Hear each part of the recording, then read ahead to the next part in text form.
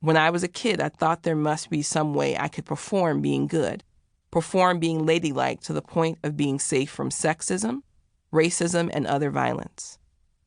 After all, my grandmother was so determined to make it stick, it had to mean something.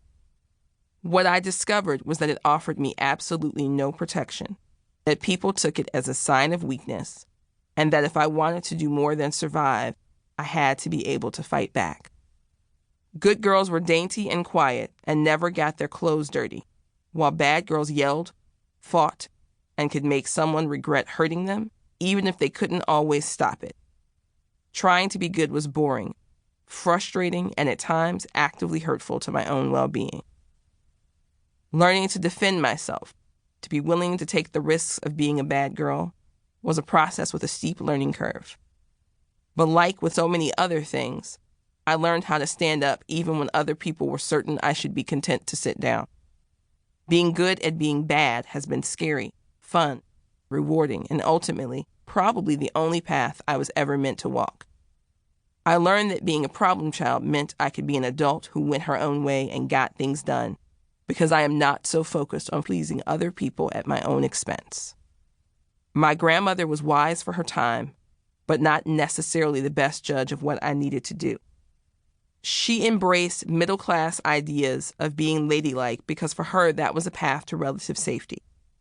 For me, it just left me unprepared, and I had to learn on the fly from my community how to navigate the world outside the bubble she tried to create for me.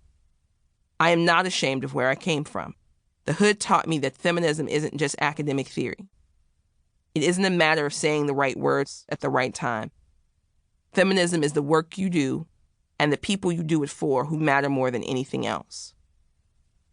Critiques of mainstream feminism tend to get more attention when they come from outside, but the reality is that the internal conflicts are how feminism grows and becomes more effective.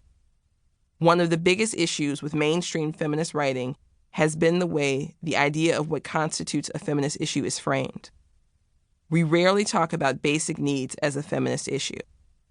Food insecurity and access to quality education, safe neighborhoods, a living wage, and medical care are all feminist issues. Instead of a framework that focuses on helping women get basic needs met, all too often the focus is not on survival but on increasing privilege. For a movement that is meant to represent all women, it often centers on those who already have most of their needs met.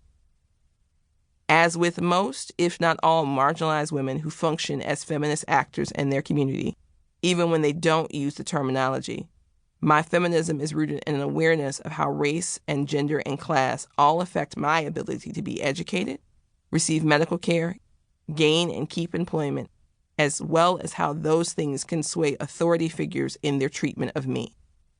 Whether it's a memory of the white summer camp teacher who refused to believe that my vocabulary allowed me to know words like sentient, or the microaggressions that I experience in my day-to-day life, I know that being a Black girl from the South Side of Chicago makes people assume certain things about me.